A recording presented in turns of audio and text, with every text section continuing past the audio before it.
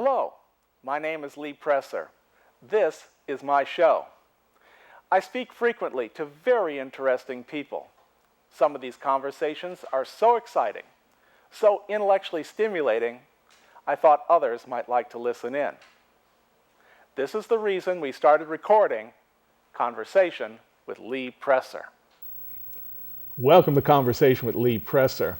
One definition of a labor union is an organization consisting predominantly of employees and principal activities of which include the negotiation of rates of pay and conditions of employment for its members. Today we're going to discuss why teachers need a union to effectively do the job of teaching children. Our guest is Byron Clemens, who has served as Regional Vice President for the American Federation of Teachers for Missouri and as the first Vice President of the AFT St. Louis Local 420. Mr. Clemens has an undergraduate degree from the University of Missouri St. Louis and a master's from Washington University. He earned a certification to teach journalism from Harris-Stowe University and a union organizing certification through the National Labor College in Silver Springs, Maryland.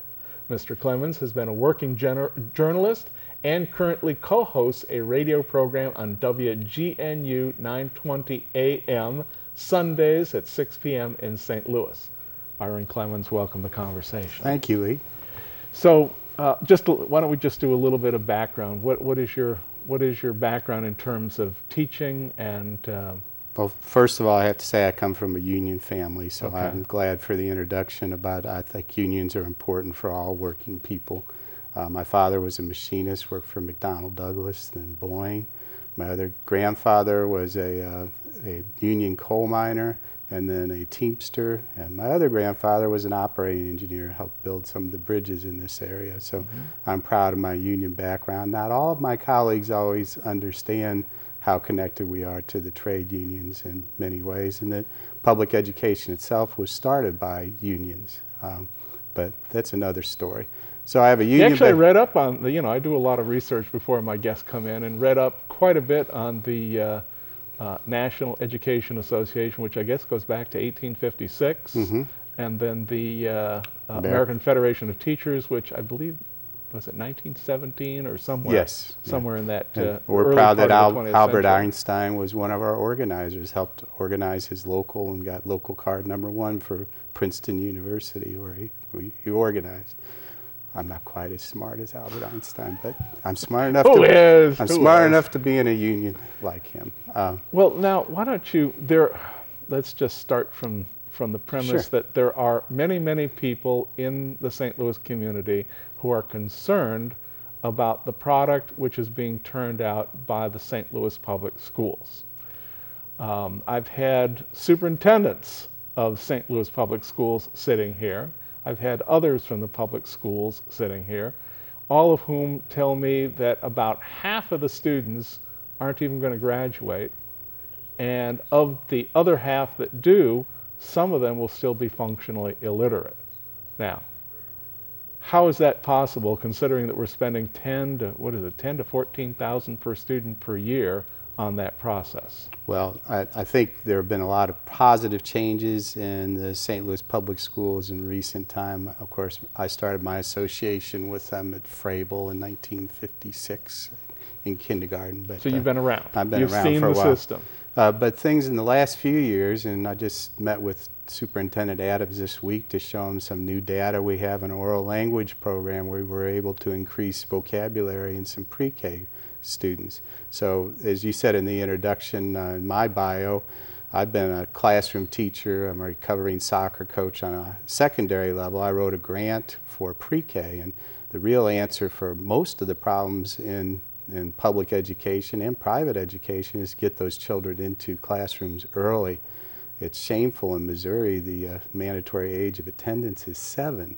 So we really need to get them early. Everything we know now about brain research shows the earlier the better. And definitely the message for parents and grandparents and uncles and aunts is read to your kids. I'm glad you mentioned the parents and the relatives, because that's, well, at least in my case, and I'll bet in your case, and I know in his case over there, that's the floor director I'm pointing at, that we all started learning back from our parents when we were really, really young, you know, at the very beginning, where you start getting language skills and then reading skills are taught, so that by the time you get to kindergarten, first grade, that the student is at least prepared to start taking in all this new data. And the facts we're getting now about brain development and oral language, that window is closing by kindergarten. You have to start earlier and earlier to really, now we know that particularly with oral language, which is the precursor for literacy, reading and writing,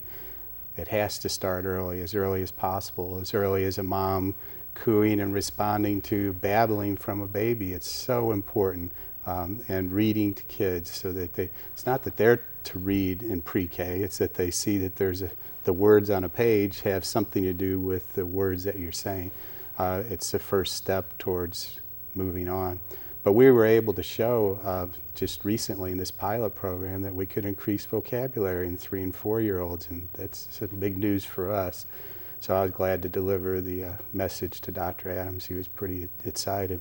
So the St. Louis Public Schools, like most urban districts, are all over the place. We have, you won't hear this often, we have some of the best schools in the state of Missouri, consistently in the top 10. Metro High School is ranked as one of the top schools in the country, consistently. But you don't hear that message in a general fashion. So the improvement we are showing, we're back to provisionally accredited. A lot of that's based on standardized test scores, which is only one way that you look at a school district. For us, the unions had a plan, a 5-point plan, but I'll just talk about a couple things that we have that help address some of the issues in public education. One is expanding pre-K. It was our idea. We're not the unions of my grandfathers. We're a little different. We sit at the table, and it's not just about working conditions. We try and develop professionalism as well. So we found 56% of the kids in the city of St. Louis, the 3- and 4-year-olds, weren't going anywhere. Not to Uncle Joe's unlicensed daycare, not to Head Start. They weren't going anywhere. So we helped start getting those kids into schools. The public voted for Proposition S, which gave funding for it.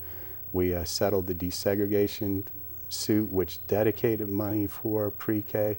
So now over the last 3 years, we've had 6,000 kids who would not have been in pre-K now going through the St. Louis Public Schools. And the great news, which isn't a surprise, is many of them are staying for kindergarten. That being said, that's one bright note. We still have a large transitory population, parents moving, having trouble keeping housing. So all the ills of society, which we saw brought up with Ferguson and the crisis there, they come into the classroom. And some people would like to blame all the ills of society on the schools, and that just doesn't quite work. The kids don't grow in a bubble. They're part of the community. Their families are part of the community. So one of the answers we like, and so is Metropolitan Congregation United, which is a bi-state area hooked up with the Gamaliel Association. This is clergy and laity who are working with public schools. What's their brilliant idea? Community schools, that you repurpose schools and make them full service. So not only do you have education going on during the daytime, but you bring parents and families in there in the evenings. It's a more welcoming place. To do what?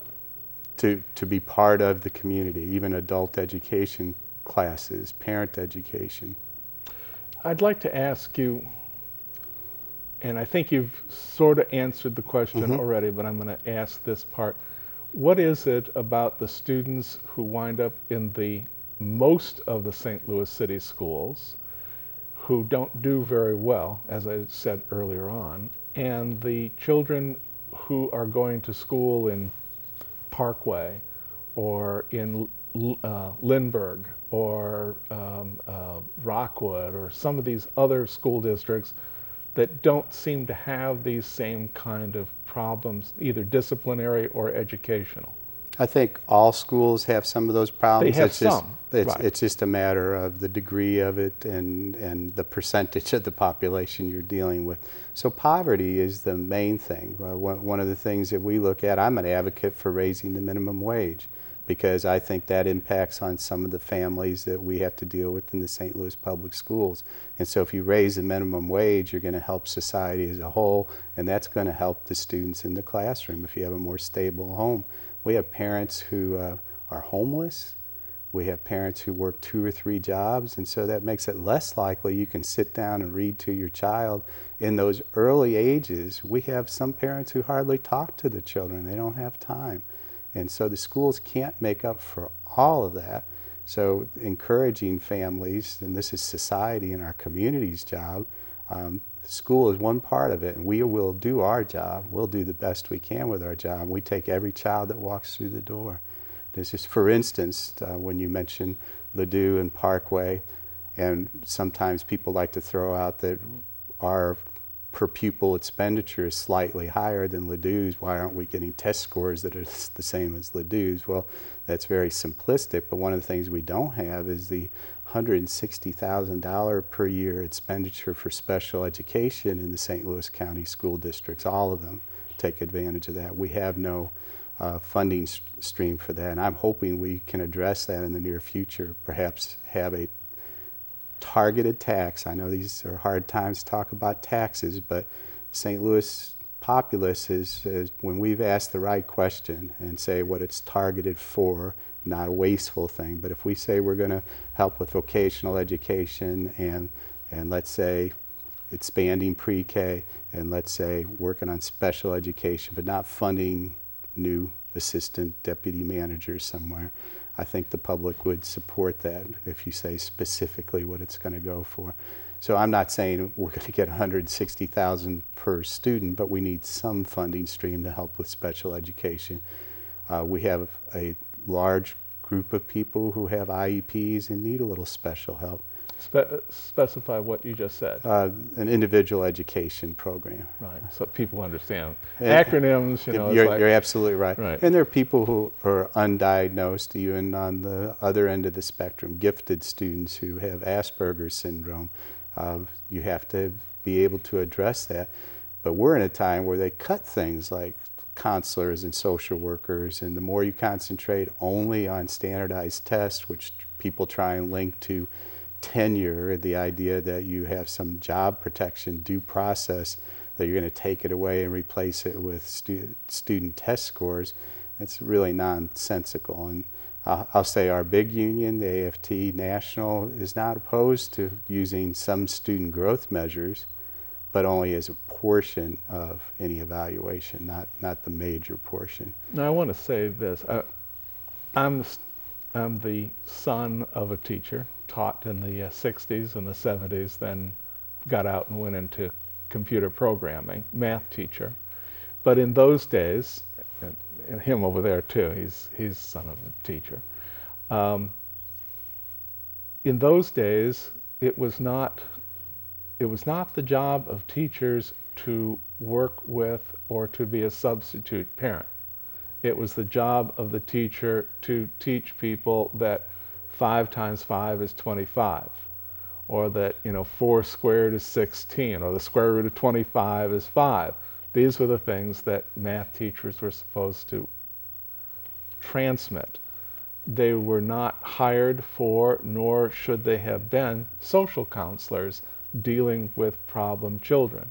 As a matter of fact, the problem children of that period were like, hey, you're taking up time away from all these other students in this room. You need to get out so that we can continue to communicate this information to the students that are there.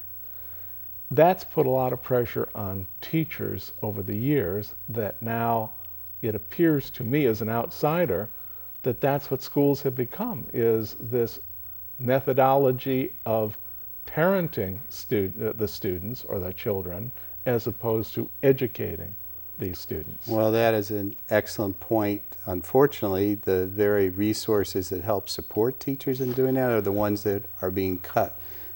We see fewer social workers where a counselor is shared between 2 or 3 schools, and that's happening across the country. We talked before we came on the air about the book, Try Not to Think of an Elephant. And I have to say, some of the enemies of public education have done a great job of doing that. Think of a bad teacher. Well, how many of us have ever had a bad teacher? I've had a bad teacher before. Most of us have. And how many people have had a great teacher? There's a whole movie that came out several years ago. I'm sure you're familiar with the one I'm referring to. Mm-hmm. But that was, I mean, there was reality there. There were teachers who absolutely were collecting a check or doing damage to students and collecting a check for it, and seemingly the system couldn't get them out of those jobs and put decent people in their place. That, fortunately or unfortunately, comes from competent administrators. And all you have to do to enact the due process is do your homework. You have to have the Explain paperwork what you mean by and that. ducks in a row. Well, let's say you were a struggling teacher. From our union perspective, in fact, I'll be specific. In the St. Louis Public Schools, we have this wonderful new program called the St. Louis Plan. And so all new teachers, which is the crisis across the country, we're losing teachers. We can't keep them. It's not about hunting them down and getting rid of the bad teachers. It's about keeping the quality ones. They're the ones who are leaving. The best teachers are the ones who leave. Well, like my father, who became a computer programmer instead of staying as a math teacher. So we're doing this a little differently. It used to be the principal was the one who did evaluations by law, and if you had a competent principal or assistant principal and there was someone who was struggling and not doing their job, you could get rid of them. It's just a matter of evaluating them, writing it down, building the case, and then you go to the school board and they have a hearing and they're gone. Why is it that this whole movie and other things that I've heard along the way say that that's almost impossible in places, let's be specific, in places like New York, or in places like in Los Angeles, and I believe in Denver schools. I believe those were the three main examples. So I think you won't find that here in Illinois or in St. Louis, that a competent administrator within 100 days can get rid of an incompetent teacher. But part of so that's an erroneous conclusion then, that these bad apples can't be gotten rid of. And the flip side of that, I remember meeting with a charter school board member who said, well, I don't want tenure or seniority. I want to fire you if I don't look like the way your jacket looks. In fact, I don't like plaid jackets. You're wearing one. And that's the opposite end of it. I stood up at a school board meeting and complained about not doing lead abatement and asbestos in some of the schools. Without tenure, I'd have to be concerned that I can't stand up for my students. What's going to protect me if I've rubbed some administrator the wrong way? So the good news thing, the St. Louis Public Schools and the union got together, and there's something called the St. Louis Plan. My radio partner, Ray Cummings, came up with this. It's based on what's going on in Toledo. We take master teachers, one that everybody agrees are the best teachers. It's sometimes painful for them to leave their own classroom, so we limit how long they can be master teachers in this program. And they help all new teachers. They mentor them, give them real support. For the ones who don't seem like they're cutting the mustard, they help build a case to the superintendent. There's a group of people with union and administration on it, and they vote whether the evidence is good enough for them to stay. But it's support, support, support. For tenured teachers, for more experienced teachers, they can either go the route I mentioned before, where if they're struggling, the principal can then evaluate them and show them the door if they're not improving, or they can elect to be part of the St. Louis Plan, get a mentor, a coach, and if they perform well, if they improve, they can keep their jobs, or they go into that same place where the principal evaluates them and they may be shown the door. So for those people who I are... I have to say this. I'm sorry, go ahead. We don't want bad teachers. Okay. It doesn't help our profession. It doesn't help us if the teacher next door is not functional, and that happens in schools sometimes. But I do have to say about the great teachers, and you seem to have known one, people who change lives. I can't tell you how many people I know. I was a soccer coach, but whether it's soccer or basketball or debate club or chess club, those things actually change people's lives. Who knows what the switch is that will turn a kid on and get them to go to school and enjoy it when they might not want to do it, when they might be in danger of dropping out, and they find out that they can act or sing or play football. And so I'm a real advocate for having more resources, more extracurricular activities, and not cutting them. You don't know if it's playing clarinet in the school band is the thing that's going to get a kid to do well and pass their English class that they hate. So it's I try and look at from 30,000 feet the whole picture. Well, what I was going to ask you is, sorry. why don't you explain to people what tenure is? There may be people who just, it's like over their head what we're trying to talk about here. Well, Illinois recently passed legislation that I think will be fully phased in and enacted next fall, not this fall, but a year from now. And it involves more student test scores as a piece of the evaluation. The good news about this is that it had all the stakeholders at the table, including teachers unions, the NEA and the AFT in Illinois. And we think that's an important part of any of these big policy decisions. The people who actually implement things in the classroom should have a voice, should have a seat at the table, and that's what unions provide for. But tenure is due process. It's not a permanent job. It only means once you've reached tenure, that means you've been vested, you've maybe been there for 5 years. In Illinois, the new plan will be 3 years if you're excellent, 4 years if you're the next category down. After that, you have to have due process in order to be terminated. And you have to think of it as an investment as well. You know, the U.S. Air Force, I think, estimates it's $1.2 million for every pilot that they have. And if they wash out, they're losing that money. The same thing's true for school districts. If you've invested professional development and even helped them get further degrees and certification, just to dump them without giving any support doesn't really make any sense. It's a losing proposition. Well, why do you suppose that to many in the public, when they hear about teacher unions, they have a sour look on their face? You know what? It's true that polling shows that, but it goes back to that book, Try Not to Think of an Elephant. The enemies of public education have done a great job of saying schools are failing without much evidence. All this goes to George W. Bush's plan, No Child Left Behind, which said that all students in all schools would have to be above average and good looking by 2014, and that's not mathematically possible. Here we are, and they aren't. And it didn't happen. But it was based on some false premises. But the superintendent of St. Louis schools have sat here and told me that their students, now I'm not pointing to to Parkway and Edwardsville and Highland or Collinsville. I'm pointing at places like St. Louis City, like East St. Louis, where there is a failure. And I don't know that it's on the teacher's part or if it's on the family's part, and therefore their students are not getting it. But the failure is to pass standardized tests and no, reach it's also a certain they score. do not. Simple. Go to a McDonald's in the city.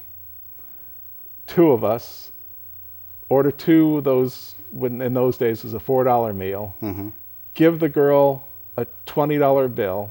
Her screen is broken that tells her how much change to give me.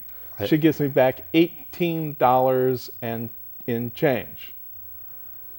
Anybody who has any math sense knows that when you've had two $4 meals, you're not getting 18 bucks back in change. Okay, so that's what I'm referring to, is that there doesn't seem to be a sense of numbers in a lot of young people. There doesn't seem to be a sense of language in a lot of young people. We see in some schools where their reading scores have gone up, but not their math scores, and vice versa. But it does take more than just that one classroom teacher to make the difference.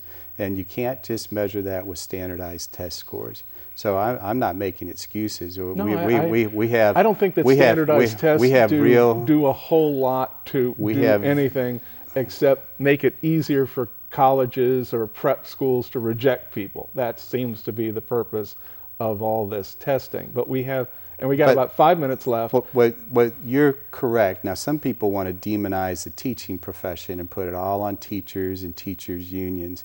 Our problem now is keeping teachers. That's recruiting good teachers and keeping them. This is shocking to say, but we're losing 50% of new teachers within 5 years nationwide. It's higher in urban areas.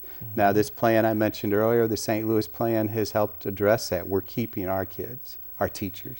They're not leaving because they need support. And there have been ample studies to say if you support those new teachers, they'll stay. But it takes a little money to do that. It takes some time and energy to do it.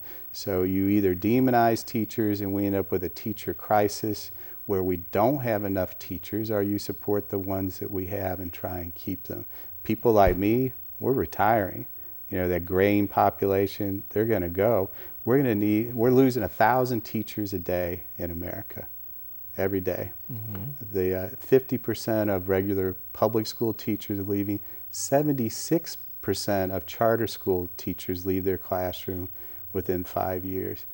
That's not a sustainable model. And so we're going back to colleges and universities, the schools of education, and helping fix things there, helping recruiting your best and brightest, and then supporting them so that they stay. And you know, the reason they say they leave, salary is one of the things, but it's way down at the bottom of the list. It's about support and respect and too much paperwork. Yes, absolutely. They have taken teachers and taken away from them more teaching time and made them administrate a lot of paperwork, trying to prove one thing or another instead of actually educating these young people so that they know that 5 times 5 is 25. And so we can just look to Normandy School District, and that's where Michael Brown went to school, graduated from Normandy High School. That school was taken over by the state, and it is nothing but chaos now. They got rid of the older teachers, most of them. They took in some Teach for America, younger, and no besmirching of the individuals, but the school is chaos. It's broken down. They're having serious behavior problems and now suspended 25% of the students. I thought you were going to talk about the teachers. No, 25% of the students. Yes, and 10% of the teachers have left already. And this is the state of Missouri taking over a school district. You think there are resources coming in. So these sanctions aren't working. So there are some real things. Expand pre-K, have real alternative schools, and try things like the St. Louis plan to support new teachers and try and keep them. I like that idea. I think that that's really workable. We're really out of time here, so I'm going to just cut you off right there. But to say it is necessary for older people to transmit knowledge to younger people. We have to find a mechanism to do that. Demonizing hasn't worked. So we do need to find some mechanism to make sure that this is happening in our society. I thank you very much for coming and talking about this problem. I've been speaking with Byron Clemens. He's a teacher, and a pretty bright guy. I really like talking to him about this. Had a lot of very interesting things to say about the education process and the teachers that do that. For those of you who saw part of this and want to see the rest, this has been uploaded to YouTube. Go take a look there. Conversation with Lee Presser, and look up Byron Clemens. Thank you. Goodbye.